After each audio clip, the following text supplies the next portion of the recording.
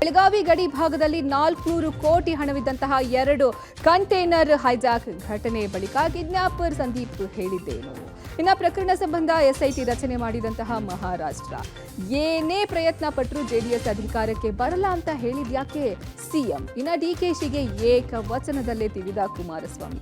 ಈ ಎಲ್ಲ ಸುದ್ದಿಗಳನ್ನ ನೋಡ್ತಾ ಹೋಗೋಣ ಕರ್ನಾಟಕ ಟಾಪ್ 20ಯಲ್ಲಿ. ಬೆಳಗಾವಿಯ ಗಡಿ ಭಾಗದ ಮೂಲಕ ಗೋವಾದಿಂದ ಮಹಾರಾಷ್ಟ್ರಕ್ಕೆ 400 ಕೋಟಿ ರೂಪಾಯಿ ಸಾಗಿಸ್ತಾ ಇದ್ದ 2 ಕಂಟೈನರ್ಗಳನ್ನು ಹೈಜಾಕ್ ಮಾಡಲಾಗಿದೆ. 2025 ಅಕ್ಟೋಬರ್ 16ನೇ ತಾರೀಕು ನಡೆದಿರುವ ದೇಶದ ಅತಿದೊಡ್ಡ ರಾಬರಿ ಪ್ರಕರಣ ತಡವಾಗಿ ಬೆಳಕಿಗೆ ಬಂದಿದೆ. ಈ ದರೋಡೆ ಪ್ರಕರಣ ಅಂತಾರಾಜ್ಯ ಮಟ್ಟದಾಗಿದ್ದು ಕರ್ನಾಟಕ, ಗೋವಾ ಮತ್ತು ಮಹಾರಾಷ್ಟ್ರ 3 ರಾಜ್ಯಗಳ ಪೊಲೀಸರು ವಿಶೇಷ ತನಿಖಾ ತಂಡದ ಮೂಲಕ ತನಿಖೆ ನಡೆಸ್ತಾ ಇದ್ದಾರೆ. ಬೆಳಗಾವಿ ಜಿಲ್ಲೆಯ ಖಾನಾಪುರ ತಾಲೂಕಿನ ಚೋರ್ಲಾ ಘಾಟ್ ಪ್ರದೇಶದಲ್ಲಿ ಹೈಜಾಕ್ ಆಗಿದೆ. ಘಟನೆ ನಡೆದು ಹಲವಾರು ತಿಂಗಳ ನಂತರ ಪ್ರಕರಣ ಬೆಳಕಿಗೆ ಬಂದಿರುವುದು 3 ರಾಜ್ಯಗಳ ಪೊಲೀಸರಲ್ಲಿ ತೀವ್ರ ಅಚ್ಚರಿ ಉಂಟು ಮಾಡಿದೆ. ಜೊತೆಗೆ ಅನೇಕ ಅನುಮಾನಗಳಿಗೆ ಕಾರಣ ಆಗಿದೆ. ಭಾರಿ ಮೊತ್ತದ ಹಣವು ಮಹಾರಾಷ್ಟ್ರದ ಖ್ಯಾತ ರಿಯಲ್ ಎಸ್ಟೇಟ್ ಉದ್ಯಮಿ ಕಿಶೋರ್ ಸೇಠ್ಗೆ ಸೇರಿದ್ದು ಅನ್ನೋ ಮಾಹಿತಿ ಮಹಾರಾಷ್ಟ್ರ ಪೊಲೀಸ್ ಮೂಲಗಳಿಂದ ಗೊತ್ತಾಗಿದೆ. ಗೋವಾದಿಂದ ಮಹಾರಾಷ್ಟ್ರಕ್ಕೆ ಸಾಗಿಸ್ತಾ ಇದ್ದ 2 ಕಂಟೈನರ್ಗಳು ಖಾನಾಪುರ ತಾಲೂಕಿನ ಅಪಾಯಕಾರಿ ಮತ್ತು ಅರಣ್ಯ ಪ್ರದೇಶವಾದ ಚೋರ್ಲಾ ಘಾಟ್ ಮಾರ್ಗದಲ್ಲಿ ಏಕಾಏಕಿ ನಾಪತ್ತೆಯಾಗಿದೆ. ಈ ಕಂಟೈನರ್ಗಳಲ್ಲಿ 400 ಕೋಟಿ ರೂಪಾಯಿಗಿಂತಲೂ ಅಧಿಕ ನಗದು ಹಣ ಸಾಗಿಸಲಾಗ್ತಾ ಇತ್ತು ಅನ್ನೋ ಮಾಹಿತಿ ಇದೀಗ ಅಧಿಕೃತ ದಾಖಲೆಗಳಲ್ಲಿ ಉಲ್ಲೇಖ ಆಗಿದೆ. ಮಹಾರಾಷ್ಟ್ರ ಪೊಲೀಸ್ನವರು ನಮ್ಮ ಪೊಲೀಸ್ನವರಿಗೆ ಪತ್ರ ಬರೆದಿದ್ದಾರೆ. ಅದರ ಬಗ್ಗೆ ಹೆಚ್ಚು ಮಾಹಿತಿಯನ್ನು ಕೂಡ ನಾನು ಕೇಳಿದ್ದೇನೆ. ಇನಿಷಿಯಲ್ ಸ್ಟೇಜಸ್ ಅಲ್ಲಿ ಇದೆ, ನಮಗೆ ಮಾಹಿತಿಗಳು ಸರಿಯಾಗಿ ಇನ್ನೂ ಸಿಕ್ಕಿಲ್ಲ. ಮಾಹಿತಿ ಬಂದ ಮೇಲೆ ನಾವೇನು ಕ್ರಮ ತಗೋಬೇಕು, ನಮ್ಮ ಇನ್ವಾಲ್ವ್ಮೆಂಟ್, ನಮ್ಮ ರಾಜ್ಯದ ಪೊಲೀಸ್ ಇನ್ವಾಲ್ವ್ಮೆಂಟ್ ಎಷ್ಟು ಏನಿರುತ್ತೆ ಅನ್ನೋದನ್ನ ನೋಡಬೇಕಾಗುತ್ತೆ. ಅದನ್ನ ಪರಿಶೀಲನೆ ಮಾಡಿ ನನಗೆ ಮಾಹಿತಿ ಕೊಡಿ ಅಂತ ಹೇಳಿ ಕೇಳಿದ್ದೇನೆ. ಹೆಲ್ಪ್ ಕೇಳಿದಾರೆ ಸರ್ ಲೆಟರ್ ಅಲ್ಲಿ ಮಹಾರಾಷ್ಟ್ರದವರು ಅಥವಾ ಹೆಲ್ಪ್ ಮಾಹಿತಿ ಕೊಟ್ಟಿದ್ದಾರೆ. ಅಂದ್ರೆ ಮುಂದೆ ಇನ್ವೆಸ್ಟಿಗೇಷನ್ ಮಾಡುವಾಗ ನಮ್ಮ ಸಹಕಾರನೂ ಬೇಕಾಗ್ತದೆ ಅನ್ನೋ ರೀತಿಯಲ್ಲಿ ಕೇಳಿದ್ದಾರೆ. ಕಂಟೈನರ್ ಹೈಜಾಕ್ ಪ್ರಕರಣ ನಡೆದ ಕೆಲ ದಿನಗಳ ಬಳಿಕ ನಾಸಿಕ್ ಮೂಲದ ಸಂದೀಪ್ ಪಾಟೀಲ್ ಎಂಬಾತನನ್ನ ಮಹಾರಾಷ್ಟ್ರದ ರಿಯಲ್ ಎಸ್ಟೇಟ್ ಕಿಶೋರ್ ಸೇಠ್ ಸಹಚರರು ಗನ್ ಪಾಯಿಂಟ್ನಲ್ಲಿ ಅಪಹರಿಸಿದ್ರು. ನಂತರ ಸಂದೀಪ್ನನ್ನ ಸುಮಾರು 1.5 ತಿಂಗಳ ಕಾಲ ಅಕ್ರಮ ಬಂಧನದಲ್ಲಿಟ್ಟು ಕಂಟೈನರ್ ಹೈಜಾಕ್ಗೆ ನೀನೇ ಕಾರಣ ಅಂತ ಚಿತ್ರಹಿಂಸೆ ಕೊಟ್ಟಿದ್ರು ಎನ್ನಲಾಗಿದೆ.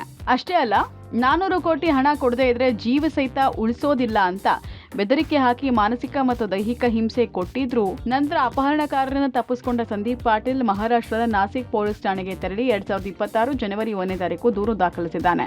ಈ ದೂರಿನಲ್ಲಿ 400 ಕೋಟಿ ರೂಪಾಯಿ ನಗದು ಸಾಗಿಸ್ತಾ ಇದ್ದ ವಾಹನ ಅಪಹರಣವಾದ ಬಗ್ಗೆ ಸ್ಪಷ್ಟವಾಗಿ ಉಲ್ಲೇಖಿಸಿದ್ದಾನೆ. ಜೊತೆಗೆ ಇದೇ ದೂರಿನ ಆಧಾರದಲ್ಲಿ ಈವರೆಗೂ ಗುಪ್ತವಾಗಿದ್ದ ಕಂಟೈನರ್ ಹೈಜಾಕ್ ಪ್ರಕರಣ ಸಂಪೂರ್ಣ ಬಹಿರಂಗ ಆಗಿದೆ. ತಕ್ಷಣ ಮಹಾರಾಷ್ಟ್ರ ಪೊಲೀಸರು ಕಾರ್ಯಾಚರಣೆ ಆರಂಭಿಸಿ 4 ಆರೋಪಿಗಳನ್ನು ಬಂಧಿಸಿದ್ದಾರೆ. ಇನ್ನು 2 ಪ್ರಮುಖ ಆರೋಪಿಗಳು ಪರಾರಿಯಾಗಿದ್ದು ಅವರ बंधनक्काಗಿ विविध राज्यातली शोध कार्यावನ್ನ ನಡೆಸ್ತಾ ಇದ್ದಾರೆ. आज एका मोठ्या रॉबरीचा खुलासा करतोय. कर्नाटकमध्ये चोरला घाटामध्ये 400 करोडची झालेली एक मोठी रॉबरी. 16 ऑक्टोबर रोजी चोरला घाटामध्ये रात्रीच्या वेळेस 2 कंटेनरमध्ये 400 करोड रुपये जे गोव्यातून कर्नाटक मार्गे बालाजी ट्रस्टला जात असताना चोरला घाटात रात्रीच्या वेळेस लुटले गेले. त्यामध्ये 2000च्या जुन्या नोटा होत्या. ಬೆಳಗಾವಿಯ ಗಡಿ ಭಾಗದ ಮೂಲಕ ಗೋವಾದಿಂದ ಮಹಾರಾಷ್ಟ್ರಕ್ಕೆ 400 ಕೋಟಿ ರೂಪಾಯಿ ಸಾಗಿಸ್ತಾ ಇದ್ದ 2 ಕಂಟೈನರ್ಗಳನ್ನು ಹೈಜಾಕ್ ಮಾಡಲಾಗಿದೆ. ದರೋಡೆ ಪ್ರಕರಣ ಗಂಭೀರವಾಗಿ ಪರಿಗಣಿಸಿದ ಮಹಾರಾಷ್ಟ್ರ ಸರ್ಕಾರ ಎಸ್ಐಟಿಗೆ ಕೊಟ್ಟು ಮುಖ್ಯಮಂತ್ರಿ ದೇವೇಂದ್ರ ಫಡ್ನವೀಸ್ ಆದೇಶ ಹೊರಡಿಸಿದ್ದಾರೆ. ಮತ್ತೊಂದು ಕಡೆ ಪ್ರಕರಣ ತನಿಖೆಗೆ ಸಹಕಾರ ನೀಡುವಂತೆ ಬೆಳಗಾವಿ ಎಸ್ಪಿ ರಾಮರಾಜನ್ಗೂ ಪತ್ರ ಬರೆಯಲಾಗಿದೆ. ಇನ್ನೊಂದು ಕಡೆ ಮಹಾರಾಷ್ಟ್ರ ಸರ್ಕಾರ ಗೋವಾ ಪೊಲೀಸರ ಸಹಕಾರವನ್ನು ಕೇಳಿದೆ. ಅಲ್ಲದೆ ಇತ್ತೀಚೆಗೆ ಮಹಾರಾಷ್ಟ್ರದಲ್ಲಿ ನಡೆದ ಸ್ಥಳೀಯ ಸಂಸ್ಥೆಗಳ ಚುನಾವಣೆಗೆ ಈ ಹಣ ಬಳಕೆ ಆಗಿರುವ ಸಾಧ್ಯತೆ ಇದೆ ಅನ್ನೋ ಅನುಮಾನ ದಟ್ಟವಾಗಿದೆ. ಹೀಗಾಗಿ ಎಲ್ಲ ಆಯಾಮದಲ್ಲಿ ತನಿಖೆ ನಡೆಸುವಂತೆ ಮುಖ್ಯಮಂತ್ರಿ ಫಡ್ನವೀಸ್ ಸೂಚಿಸಿದ್ದಾರೆ. ಯಾವುದೇ ಕಾರಣಕ್ಕೂ ಜೆಡಿಎಸ್ ಅಧಿಕಾರಕ್ಕೆ ಬರೋದಿಲ್ಲ ಅಂತ ಸಿಎಂ ಸಿದ್ದರಾಮಯ್ಯ ಹೇಳಿದ್ದಾರೆ. ನಿನ್ನೆ ಹಾಸನದಲ್ಲಿ ಜೆಡಿಎಸ್ ಬೃಹತ್ ಸಮಾವೇಶ ಹಮ್ಮಿಕೊಂಡಿತ್ತು. ಈ ಸಂಬಂಧ ಮಾತನಾಡಿದ ಸಿಎಂ ಸಿದ್ದರಾಮಯ್ಯ ಸುಮ್ಮನೆ ರಾಜಕೀಯವಾಗಿ ಭಾಷಣ ಮಾಡಿದ್ದಾರೆ ಅಷ್ಟೇ. ಬಿಜೆಪಿ ಜೊತೆ ಸೇರ್ಕೊಂಡಿರೋ ಕಾರಣ ಅಧಿಕಾರಕ್ಕೆ ಬರಬಹುದು ಅಂದ್ಕೊಂಡಿದ್ದಾರೆ. ಬಹುಮತ ಬಂದರೆ ಬಿಜೆಪಿಯವರು ಜೆಡಿಎಸ್ಗೆ ಯಾಕೆ ಅಧಿಕಾರ ಬಿಟ್ಟುಕೊಡ್ತಾರೆ? ಜೆಡಿಎಸ್ ಬಿಜೆಪಿ ಇಬ್ಬರಿಗೂ ಬಹುಮತ ಬರೋದಿಲ್ಲ ಎಂದಿದ್ದಾರೆ. ಒಂದು ವೇಳೆ ಬಂದರೂ ಜೆಡಿಎಸ್ಗೆ ಅಧಿಕಾರ ಕೊಡೋದಿಲ್ಲ. 2028ಕ್ಕೂ ನಮ್ಮದೇ ಅಧಿಕಾರ, ನಾಯಕತ್ವ ಯಾರದ್ದು ಎಂಬುದನ್ನು ಹೈಕಮಾಂಡ್ ನಿರ್ಧಾರ ಮಾಡುತ್ತೆ ಎಂದಿದ್ದಾರೆ. ಇನ್ನು ಎಚ್.ಡಿ. ರೇವಣ್ಣ ಬಂಧಿಸಿದ ಪ್ರಕರಣ ಸಂಬಂಧ ಮಾತನಾಡಿದ ಅವರು, ನಾವು ಯಾವತ್ತೂ ಯಾರ ಪ್ರಕರಣದಲ್ಲಿಯೂ ತಲೆ ಹಾಕೋದಿಲ್ಲ. ಕಾನೂನಿನ ಪ್ರಕಾರ ಪೊಲೀಸರು ಕ್ರಮ ಕೈಗೊಂಡಿದ್ದಾರೆ ಅಂದರು. ಯಾವ ಅರ್ಥದಲ್ಲಿ ಹೇಳ್ತಾರೆ ಗೊತ್ತಿಲ್ಲ ನನಗೆ. ಅವ್ರಿಗೆ ಹೆಂಗೆ ಅಧಿಕಾರ ಬರ್ತದೆ? 17 ಗೆದ್ದಿರೋರಿಗೆ ಹೆಂಗೆ ಅಧಿಕಾರ ಬರ್ತದೆ? ಬಾಯಿನಲ್ಲಿ ಹೇಳಿದ್ರೆ ರಾಜಕೀಯ ಭಾಷಣ ಮಾಡ್ಬಿಟ್ಟು ತಕ್ಷಣ ಆಗುತ್ತಾ? ಬಿಜೆಪಿ ಅವ್ರು ಜಾಸ್ತಿ ಗೆದ್ದರೆ ಸುಮ್ಮನೆ ಬಿಟ್ಬಿಡ್ತಾರೆ. ಇವರಿಗೆ ಚೀಫ್ ಮಿನಿಸ್ಟರ್ ಆಗುತ್ತೆ. ಫಸ್ಟ್ ಆಫ್ ಆಲ್ ಬರೋದೇ ಇಲ್ಲ. ಇಂದು ಬಿಡದಿ ಟೌನ್ಶಿಪ್ ವಿರುದ್ಧ ರೈತರು ಪ್ರತಿಭಟನೆ ಮಾಡಿದರು. ಈ ವೇಳೆ ರೈತರಿಗೆ ಕೇಂದ್ರ ಸಚಿವ ಎಚ್ ಡಿ ಕುಮಾರಸ್ವಾಮಿ ಸಾಥ್ ನೀಡಿದರು. ಈ ವೇಳೆ ಮಾತನಾಡಿದ ಕುಮಾರಸ್ವಾಮಿ ಡಿಸಿಎಂ ಡಿಕೆ ಶಿವಕುಮಾರ್ ವಿರುದ್ಧ ಏಕವಚನದಲ್ಲೇ ವಾಗ್ದಾಳಿ ನಡೆಸಿದ್ದಾರೆ. ನಾನು ಕಲ್ಲು ಬಂಡೆ ಹೊಡೆದುಕೊಂಡು ಜೀವನ ಮಾಡಿಲ್ಲ, ನಾನು ಮನಸ್ಸು ಮಾಡಿದರೆ ಅವರಪ್ಪನಂತ ಇರ್ತಾ ಇದ್ದೆ, ನಾನು ಆ ವ್ಯಕ್ತಿ ಜೊತೆ ಹೋಲಿಕೆ ಮಾಡಿಕೊಳ್ಳಲ್ಲ ಅಂತ ವಾಗ್ದಾಳಿ ನಡೆಸಿದ್ದಾರೆ. ರೈತರ 1 ಇಂಚು ಭೂಮಿ ತೆಗೆದುಕೊಳ್ಳೋದಕ್ಕೂ ನಾನು ಬಿಡಲ್ಲ, ಡಿಕೆ ಶಿವಕುಮಾರ್ ಜೊತೆ ಚರ್ಚೆ ಅನಾವಶ್ಯಕ ಅಂತ ಕುಮಾರಸ್ವಾಮಿ ಗುಡುಗಿದರು. ಇನ್ನು ಮಾಜಿ ಸಂಸದ ಡಿಕೆ ಸುರೇಶ್ ವಿರುದ್ಧವೂ ಎಚ್ಡಿಕೆ ಹರಿಹಾಯ್ದಿದ್ದಾರೆ. ಡಿಕೆಶಿ ತಮ್ಮ ಮೊನ್ನೆ ಏನೋ ನಮಗೆ ಮಾತನಾಡುವ ಚಪಲ ಇದೆ ಅಂತ ಹೇಳಿದ್ದಾರೆ. ಹೌದು, ನನಗೆ ಮಾತನಾಡುವ ಛಲ, ನಮಗೆ ಲೂಟಿ ಮಾಡುವ ಚಪಲ ಇಲ್ಲ. ನಾನು ಯಾರ ಜಮೀನನ್ನು ಕಬಳಿಸಿಲ್ಲ, ನಾನು ಸಂಪಾದನೆ ಮಾಡಿರೋದು ರಾಜ್ಯದ ಜನತೆಯ ಪ್ರೀತಿಯಿಂದ ಅಂತ ತಿರುಗೇಟು ಕೊಟ್ಟಿದ್ದಾರೆ. ಅವ್ರ ತರ ಕಲ್ಬಂಡೆ ಹೊಡೆದು ಕನಕಪುರ ಇದೆಲ್ಲ ಖಾಲಿ ಮಾಡಿ ಏನೇನು ಮಾಡ್ಕೊಂಡವ್ರೆ, ಅವ್ರ ಜೀವನ ನಾವು ಮಾಡಿದೀವ. ನನಗೆ ರಾಜಕಾರಣಕ್ಕೆ ಬರೋದಕ್ಕಿಂತ ಮುಂಚೆ ಸಂಪಾದನೆ ಮಾಡಿದ್ದು ಉಂಟು, ಅದು ಹೊರತುಪಡಿಸಿ ನಾನು ಯಾವುದು ಮತ್ತೆ ಅಧಿಕಾರದಲ್ಲಿ ಏನಿದ್ರೆ ಇದ್ದಂತ ಸಣ್ಣ ಅವಧಿ ಇರಬಹುದು, ಮನಸ್ಸು ಮಾಡಿದ್ರೆ ಅವ್ರ ಅಪ್ಪನಂಗ್ ಮಾಡಿದ್ರೆ, ಅವ್ರ ಅಪ್ಪೇನೂ ಇರ್ಲಿಲ್ಲ, ಅವ್ರ ಅಪ್ಪ ಜೊತೆ 2026ನೇ ಸಾಲಿನ ಪದ್ಮಶ್ರೀ ಪುರಸ್ಕೃತರ ಪಟ್ಟಿ ಪ್ರಕಟವಾಗಿದ್ದು, ಕರ್ನಾಟಕದ 3 ಈ ಬಾರಿಯ ಪದ್ಮಶ್ರೀ ಪ್ರಶಸ್ತಿ ಲಭಿಸಿದೆ. ಮಂಡ್ಯ ಜಿಲ್ಲೆ ಪಾಂಡವಪುರದ ಚಿನಕುರಳಿ ಗ್ರಾಮದ ಪುಸ್ತಕ ಮನೆ ಖ್ಯಾತಿಯ ಅಂಕೇಗೌಡರಿಗೆ ಪದ್ಮಶ್ರೀ ಗೌರವ ದೊರಕಿದೆ. ಸಾಹಿತ್ಯ ಮತ್ತು ಶಿಕ್ಷಣ ಕ್ಷೇತ್ರದಲ್ಲಿನ ಸಾಧನೆಗೆ ಅತ್ಯುನ್ನತ ಗರಿ ಸಿಕ್ಕಿದೆ. ಅಲ್ಲದೆ ಬಸ್ ಕಂಡಕ್ಟರ್ ಆಗಿಯೂ ಅಂಕೇಗೌಡರು ಸೇವೆ ಸಲ್ಲಿಸಿದರು. ಪ್ರಸಿದ್ಧ ಸಮಾಜ ಸೇವಕಿ, ಬೆಂಗಳೂರಿನ ಸುಮಂಗಲಿ ಸೇವಾ ಆಶ್ರಮದ ಸಂಸ್ಥಾಪಕಿ ಡಾಕ್ಟರ್ ಎಸ್.ಜಿ. ಸುಶೀಲಮ್ಮ ಅವರಿಗೂ ಈ ಬಾರಿಯ ಪದ್ಮಶ್ರೀ ಪ್ರಶಸ್ತಿ ಲಭಿಸಿದೆ.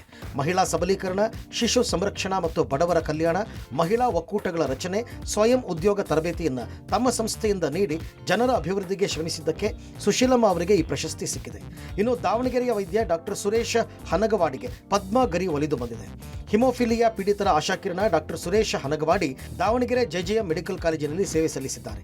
ಡಾಕ್ಟರ್ ಸುರೇಶ್ ಪೆಥಾಲಜಿ ವಿಭಾಗದ ಪ್ರಾಧ್ಯಾಪಕರಾಗಿಯೂ ಸೇವೆ ಸಲ್ಲಿಸುತ್ತಿದ್ದಾರೆ. ಚಿಕ್ಕಮಗಳೂರಿನ ತರೀಕೆರೆಯಲ್ಲಿ ನಡೆದ ಹಿಂದೂ ಸಮಾಜೋತ್ಸವದ ದಿಕ್ಸೂಚಿ ಭಾಷಣಕಾರ ಮಂಗಳೂರಿನ ಬಿಜೆಪಿ ಮುಖಂಡ ವಿಕಾಸ್ ಪುತ್ತೂರಿಗೆ ಪೊಲೀಸರು ದ್ವೇಷ ಭಾಷಣ ಕಾಯ್ದೆಯಂತೆ ನೋಟಿಸ್ ನೀಡಿದ್ದಾರೆ. ಪೊಲೀಸರ ಈ ಕ್ರಮಕ್ಕೆ ಪಬ್ಲಿಕ್ ಟಿವಿ ಜೊತೆ ಮಾತನಾಡಿದ ವಿಕಾಸ್ ಪುತ್ತೂರು ಆಕ್ರೋಶ ವ್ಯಕ್ತಪಡಿಸಿದ್ದಾರೆ. ಈ ಮಸೂದೆ ಇನ್ನೂ ಕಾಯ್ದೆಯಾಗಿಲ್ಲ, ಪ್ರಸ್ತಾವನೆಯಲ್ಲಿ ಮಾತ್ರ ಇದೆ. ಈಗಲೇ ಸರ್ಕಾರ ಹಿಂದೂ ಸಮಾಜವನ್ನ ದಮನಿಸಲು ಮುಂದಾಗಿದೆ. ಅಲ್ಪಸಂಖ್ಯಾತರನ್ನ ಓಲೈಸಲು ಬಹುಸಂಖ್ಯಾತರನ್ನ ದಮನಿಸುತ್ತಿದೆ. ರಾಜ್ಯ ಸರ್ಕಾರದ ಹಿಂದೂ ವಿರೋಧಿ ನೀತಿಯ ವಿರುದ್ಧ ಹಿಂದೂ ಸಮಾಜ ಹೋರಾಟಕ್ಕೆ ಸಿದ್ಧ ಎಂದಿದ್ದಾರೆ. ಯಾವುದೇ ಒಂದು ಕಾನೂನೇ ಇಲ್ಲದೆ ಇರತಕ್ಕಂತ ಒಂದು ಮಸೂದೆ ಆಗಿದೆ ಅಂತ ಹೇಳಿ ಇವರು ಅದರ ಮೇಲೆ ನೋಟಿಸ್ ಮಾಡ್ತಾರೆ ಅಂತ ಆದ್ರೆ ಇದಕ್ಕಿಂತ ಅರಾಜಕತೆ ರಾಜ್ಯದಲ್ಲಿ ಇರ್ಲಿಕ್ಕೆ ಸಾಧ್ಯ ಇದೆಯಾ? ವಿಧಾನಸಭೆಯಲ್ಲಿ ಅದು ಅಂಗೀಕಾರಗೊಂಡು ಅಲ್ಲಿಂದ ಮುಂದೆ ಹೋಗಿದೆ ಅಂತ ಆದ ಮಾತ್ರಕ್ಕೆ ಇದು ಕಾನೂನಾಗ್ಲಿಕ್ಕೆ ಸಾಧ್ಯ ಇಲ್ಲ. ಅವರು ತೆಗೆದುಕೊಂಡಿರುವಂತಹ ಎಲ್ಲಾ ನೀತಿ ನಿಯಮಾವಳಿಗಳು ಬಹುಸಂಖ್ಯಾತರ ವಿರುದ್ಧ ಇದೆ. ವಿಚಾರ ಮಾಡಿದ್ದಾರೆ, ಯಾಕೆಂದ್ರೆ ಆ ಬಿಲ್ ಇನ್ನೂ ಪಾಸ್ ಆಗಿಲ್ಲಲ್ಲ. ಅದು ಯಾವ ರೀತಿಯಲ್ಲಿ ಮಾಡಿದ್ದಾರೆ, BNSS ಅಲ್ಲಿ ಇರುವಂತ ಪ್ರಾವಿಷನ್ ಕೋಟ್ ಮಾಡಿದ್ರೆ ಆಗ್ಬಹುದು. ಇನ್ನೂ ಕೂಡ ಗವರ್ನರ್ ಸಹಿ ಹಾಕಬೇಕು, ಅದಾದ್ಮೇಲೆ ಕಾನೂನು ಜಾರಿಗೆ ಬರುತ್ತೆ. ಅದಕ್ಕೆ ಮುಂಚೆನೆ ಅವ್ರು ಬರ್ದಿದ್ರೆ ಅದು ತಪ್ಪು. ಅದನ್ನ ವಿಚಾರ ಮಾಡ್ತೀನಿ ನಾನು. ಬೆಂಗಳೂರು ನಗರದಲ್ಲಿ ಹಳಿ ತಪ್ಪಿರುವ ಟ್ರಾಫಿಕ್ ಸಮಸ್ಯೆ ಪೊಲೀಸ್ ಇಲಾಖೆಗೆ ದೊಡ್ಡ ತಲೆನೋವಾಗಿ ಪರಿಣಮಿಸಿದೆ. ಹಲವು ನಿಯಮಾವಳಿಗಳನ್ನು ಜಾರಿ ಮಾಡಿದ್ರೂ ನಗರದ ಟ್ರಾಫಿಕ್ ಹತೋಟಿಗೆ ಬರ್ತಾ ಇಲ್ಲ. ಪೊಲೀಸರು ಈಗ RTO ಜೊತೆ ಒನ್ ವೇ ಸವಾರರ ವಿರುದ್ಧ ಸಮರಕ್ಕೆ ಮುಂದಾಗಿದ್ದಾರೆ. ಬೆಂಗಳೂರಿನ ಟ್ರಾಫಿಕ್ ಸಮಸ್ಯೆಗಳಿಗೆ ಸವಾರರ ಅವೈಜ್ಞಾನಿಕ ಒನ್ ವೇ ಸಂಚಾರವೇ ಮುಖ್ಯ ಕಾರಣ ಎಂಬ ಅಂಶ ಈಗ ಸಂಚಾರಿ ಪೊಲೀಸರು ನಡೆಸಿದ ಆಂತರಿಕ ಸಮೀಕ್ಷೆಯಲ್ಲಿ ಗೊತ್ತಾಗಿದೆ. ಟ್ರಾಫಿಕ್ ಸರ್ವೆಯಲ್ಲಿ ರೋಚಕ ಅಂಶವನ್ನು ಪತ್ತೆ ಮಾಡಿದ ಪೊಲೀಸರು ಸಮಸ್ಯೆಗೊಂದು ಮದ್ದು ಕಂಡು ಹಿಡಿಯುವತ್ತ ಚಿತ್ತ ನೆಟ್ಟಿದ್ದಾರೆ. ಇದೇ ಕಾರಣಕ್ಕೆ RTO ಜೊತೆ ಸೇರಿಕೊಂಡು ನಗರದ ಹಲವು ಕಡೆ ಒನ್ ವೇ ಸವಾರರ ವಿರುದ್ಧ ಸಮರ ಸಾರಿದ್ದಾರೆ. ಒನ್ ವೇ ಸವಾರರೇ ಇಷ್ಟೆಲ್ಲ ಅವಾಂತರಕ್ಕೆ ಕಾರಣವಂತೆ. 50 ಮೀಟರ್ 100 ಮೀಟರ್ ಅಷ್ಟೇ ಅಂತ ಟ್ರಾಫಿಕ್ ನಡುವೆಯೂ ಒನ್ ವೇಗಳಲ್ಲಿ ನುಗ್ಗಿ ಸಂಚಾರ ಮಾಡ್ತಾರೆ. ಇದರ ಪರಿಣಾಮ ಎದುರಿಗೆ ಬರುವ ಸವಾರರಿಗೆ ಕಿರಿಕಿರಿ ಹೆಚ್ಚಾಗ್ತಾ ಇದೆ. ಈ ಎಲ್ಲ ಕಾರಣಗಳಿಂದಲೇ ನಗರದ ಟ್ರಾಫಿಕ್ ಸಮಸ್ಯೆ ನಿವಾರಣೆಗೆ ಮೊದಲ ಹೆಜ್ಜೆ ಇಟ್ಟಿದ್ದಾರೆ. RTO ಅಧಿಕಾರಿಗಳ ಜೊತೆ ಕೈಜೋಡಿಸಿರುವ ಪೊಲೀಸರು ಇಂತಹ ಸವಾರರನ್ನ ಪತ್ತೆ ಹಚ್ಚಿ ಅಂಥವರ DL ಕ್ಯಾನ್ಸಲೇಷನ್ಗೆ ಮುಂದಾಗಿದ್ದಾರೆ. ಬೆಂಗಳೂರಲ್ಲಿ ಯಾಕೆ ಕಂಜೆಷನ್ ಜಾಸ್ತಿ ಇದೆ, ಪ್ಲಸ್ ನಮ್ಮ ಆಕ್ಸಿಡೆಂಟ್ಸ್ ಯಾಕೆ ಜಾಸ್ತಿ ಇದೆ ಅಂತ ಸ್ವಲ್ಪ ವಿಮರ್ಶೆ ಮಾಡಿದಾಗ ಭಾಳಷ್ಟು ಜನ ಎಗ್ನೆಸ್ಟ್ ಒನ್ ವೇ ಡ್ರೈವ್ ಮಾಡಿಕೊಂಡು ಬರ್ತಾರೆ. ಇಲ್ಲೇ 5 ನಿಮಿಷ 100 ಮೀಟರ್ ಮನೆ ಇದೆ, 100 ಮೀಟರ್ ಅಂಗಡಿ ಇದೆ ಅಂತ ಈ ಥರ ಸಿಲಿ ರೀಸನ್ಸ್ ಕೊಟ್ಕೊಂಡು ಮತ್ತೆ ಭಾಳಷ್ಟು ಆಕ್ಸಿಡೆಂಟ್ಗಳು ಕೂಡ ಈ ಥರದಿಂದ ಮೈನರ್ ಆಕ್ಸಿಡೆಂಟ್ಸ್ ಆಗುತ್ತೆ. ಸೊ ಇದನ್ನು ತಡೆಗಟ್ಟಲಿಕ್ಕೆ ಮತ್ತು ಸ್ವಲ್ಪ ರೋಡಲ್ಲಿ ಡಿಸಿಪ್ಲಿನ್ ತರಲಿಕ್ಕೆ ನಾವು ಒಂದು ಡ್ರೈವ್ ತಗೊಂಡು ಕೇಸ್ಗಳು ಮಾಡ್ತಾಯಿದ್ವಿ. ಕಳೆದ 3 ದಿನದಿಂದ ಸುಮಾರು 8,000 ಆಡ್ ಕೇಸ್ನ ನಾವು ಮಾಡಿದ್ದೀವಿ. ಶಿಡ್ಲಘಟ್ಟ ನಗರಸಭೆ ಪೌರಾಯುಕ್ತೆಗೆ ಬೆದರಿಕೆ ಹಾಕಿದ ಪ್ರಕರಣ ಸಂಬಂಧ ಮತ್ತೊಂದು ಎಫ್ಐಆರ್ ದಾಖಲಾಗಿದೆ.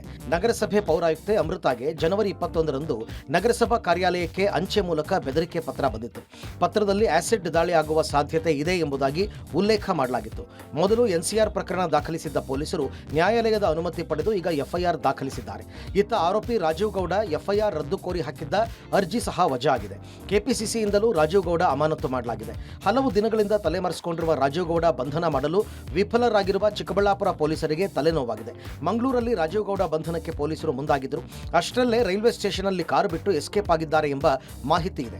ಹಾಗಾದರೆ ರಾಜೀವ್ ಗೌಡನನ್ನ ರಾಜ್ಯದ ಹಿರಿಯ ಮಂತ್ರಿ ಬಚಾವ್ ಮಾಡ್ತಿದ್ದಾರೆ ಎಂಬ ಪ್ರಶ್ನೆ ಮೂಡ್ತಾ ಇದೆ. ಆದರೆ ಗೃಹ ಸಚಿವ ಪರಮೇಶ್ವರ್ ಮಾತನಾಡಿ ರಾಜೀವ್ ಗೌಡ ಬಂಧನದಲ್ಲಿ ಯಾರ ಒತ್ತಡಕ್ಕೂ ಮಣಿಯೋದಿಲ್ಲ, ಅವರನ್ನ ಬಂಧಿಸುತ್ತೇವೆ ಅಂತ ಹೇಳಿದ್ದಾರೆ. ರಾಜೀವ್ ಗೌಡ ಬಂಧನಕ್ಕೆ ಬಹಳ ಕಠಿಣವಾಗಿ ಸೂಚನೆ ನೀಡಿದ್ದೇನೆ. ಮೊದಲ ದಿನವೇ ಕೂಡಲೇ ಅರೆಸ್ಟ್ ಮಾಡಿ ಎಂದಿದ್ದೆ, ಅಷ್ಟರಲ್ಲಿ ತಪ್ಪಿಸಿಕೊಂಡು ಹೋಗಿದ್ದಾನೆ ಎಂದಿದ್ದಾರೆ. ನಾನು ಬಹಳ ಕಠಿಣವಾಗಿ ಸೂಚನೆ ಕೊಟ್ಟಿದ್ದೇನೆ. ಮೊದಲನೇ ದಿವಸನೇ ಹೇಳಿದೆ ಅವರಿಗೆ ಇಮಿಡಿಯೇಟ್ ಆಗಿ ಅರೆಸ್ಟ್ ಮಾಡಿ ಅಂತೇಳಿ. ಅಷ್ಟರಲ್ಲಿ ಅವರು ತಪ್ಪಿಸ್ಕೊಂಡು ಹೋಗಿದ್ದಾರೆ. ಎಲ್ಲಿಗೆ ತಪ್ಪಿಸ್ಕೊಂಡು ಹೋಗ್ತಾರೆ, ಎಷ್ಟು ದಿವಸ ತಪ್ಪಿಸ್ಕೊಂಡು ಹೋಗ್ತಾರೆ? ಒಂದು ಖಂಡಿತವಾಗಿ ಹಿಡಿದಾಕ್ತೀವಿ. ಅದರಲ್ಲಿ ಯಾವುದೇ ಮುಲಾಜು ಇಲ್ಲ, ಯಾವುದೇ ನಾವು ಕಾಂಪ್ರಮೈಸ್ ಕೂಡ ಇಲ್ಲ, ಯಾರ ಒತ್ತಡಕ್ಕೂ ನಾವು ಮಣಿಯೋದಿಲ್ಲ. ಬ್ಯಾನರ್ ಗಲಭೆ, ಮಾಡೆಲ್ ಹೌಸ್ಗೆ ಬೆಂಕಿ ಪ್ರಕರಣ ಸಂಬಂಧ ಬಳ್ಳಾರಿಯಲ್ಲಿ ಮತ್ತಷ್ಟು ಪೊಲೀಸ್ ಬಿಗಿ ಬಂದೋಬಸ್ತ್ ಹೆಚ್ಚಿಸಲಾಗಿದೆ. ಶಾಸಕ ಜನಾರ್ದನ ರೆಡ್ಡಿ ಹಾಗೂ ಶ್ರೀರಾಮುಲುಗೆ ಸಂಬಂಧಪಟ್ಟ ಗೆಸ್ಟ್ ಹೌಸ್ ಹಾಗೂ ಪ್ರಾಪರ್ಟಿ ಸುತ್ತ ಪೊಲೀಸರಿಂದ ಭದ್ರತೆ ಮಾಡಲಾಗ್ತಾ ಇದೆ. ಇತ್ತ ಶಾಸಕ ಭರತ್ ರೆಡ್ಡಿ ಮನೆ, ಕಚೇರಿ, ಗೆಸ್ಟ್ ಹೌಸ್ಗೆ ಸಂಬಂಧಪಟ್ಟ ಪ್ರಾಪರ್ಟಿ ಸುತ್ತಲೂ ಪೊಲೀಸ್ ಬಂದೋಬಸ್ತ್ ಮಾಡಲಾಗಿದೆ. ಸದ್ಯ ಬಳ್ಳಾರಿಯಲ್ಲಿ ರೆಡ್ಡಿ ವರ್ಸಸ್ ರೆಡ್ಡಿ ಹಿನ್ನೆಲೆಯಲ್ಲಿ ಉದ್ವಿಗ್ನ ವಾತಾವರಣ ಸೃಷ್ಟಿಯಾಗಿದೆ. ಸಣ್ಣ ಪುಟ್ಟ ವಿಚಾರಕ್ಕೂ ಕಾಂಗ್ರೆಸ್ ಕಾರ್ಯಕರ್ತರು ಹಾಗೂ ಬಿಜೆಪಿ ಕಾರ್ಯಕರ್ತರ ನಡುವೆ ವಾಗ್ವಾದ ಹೆಚ್ಚಳ ಆಗುವ ಸಾಧ್ಯತೆ ಇದೆ. ಹೀಗಾಗಿ ಕಾನೂನು ಸುವ್ಯವಸ್ಥೆ ಹಾಗೂ ಶಾಂತಿ ಕಾಪಾಡಲು ಪೊಲೀಸ್ ಅಧಿಕಾರಿಗಳು ಹರಸಾಹಸ ಪಡ್ತಾ ಇದ್ದಾರೆ. ಜಿಲ್ಲೆಯ 5 ತಾಲೂಕಿನ CPI, PSI, DYSP, ASP, SP ಜೊತೆ ಐಜಿ ನಿರಂತರ ಸಭೆ ಮಾಡ್ತಿದ್ದಾರೆ ಎನ್ನಲಾಗಿದೆ. ಪೆಟ್ರೋಲ್, ಡೀಸೆಲ್ ಬಳಸಿ ಬೆಂಕಿ ಹಚ್ಚಿದ್ದಾರೆ ಅಂತ ಶಾಸಕ ಜನಾರ್ದನ ರೆಡ್ಡಿ ಆರೋಪಿಸಿದ್ದಾರೆ. ಅದನ್ನು ಬಳಸದೆ ಇಷ್ಟು ಪ್ರಮಾಣದಲ್ಲಿ ಬೆಂಕಿ ಹತ್ತಲು ಸಾಧ್ಯ ಇಲ್ಲ, ಸಿಗರೆಟ್ನಿಂದ ಇಷ್ಟೆಲ್ಲ ಆಗಿದೆ ಅಂದರೆ ನಾವು ನಂಬೋದಿಲ್ಲ ಅಂದಿದ್ದಾರೆ. ನಮ್ಮ ಲೇಔಟಲ್ಲಿ ಮನೆಗೆ ಬೆಂಕಿ ಹಚ್ಚಿರುವಂಥ ಒಂದು ಪ್ರಕರಣದ ವಿಚಾರದಲ್ಲಿ ನಿನ್ನೆ ಪೊಲೀಸರು ಏನಂದರೆ 8 ಮಂದಿನ ಅವರೇನು ಬಂಧನ ಮಾಡಿ ಅದರಲ್ಲಿ ಅಪ್ರಾಪ್ತರಿಷ್ಟು ಮಂದಿ ಅನ್ನೋದನ್ನೆಲ್ಲ ಕೂಡ ಹೇಳಿ ಅವರು ಇದು ಮಾಡಿದ್ದಾರೆ. ಮೊದಲನೇದಾಗಿ ನಾನು ಹೇಳಬೇಕು ಅಂತಂದರೆ ಅದು 100ಕ್ಕೆ 100 ಉದ್ದೇಶಪೂರ್ವಕವಾಗಿ ಆ ಒಂದು ಬೆಂಕಿಯನ್ನು ಅವರು ಹಚ್ಚೋದ್ರ ಮೂಲಕ ಒಂದು ಭಯದ ವಾತಾವರಣ ಸೃಷ್ಟಿ ಮಾಡಬೇಕು ಅನ್ನುವಂಥದ್ದು ಸ್ಪಷ್ಟವಾಗಿ ಇವತ್ತು ನಮಗೆ ಕಂಡು ಬಂದಿರುವಂಥದ್ದು.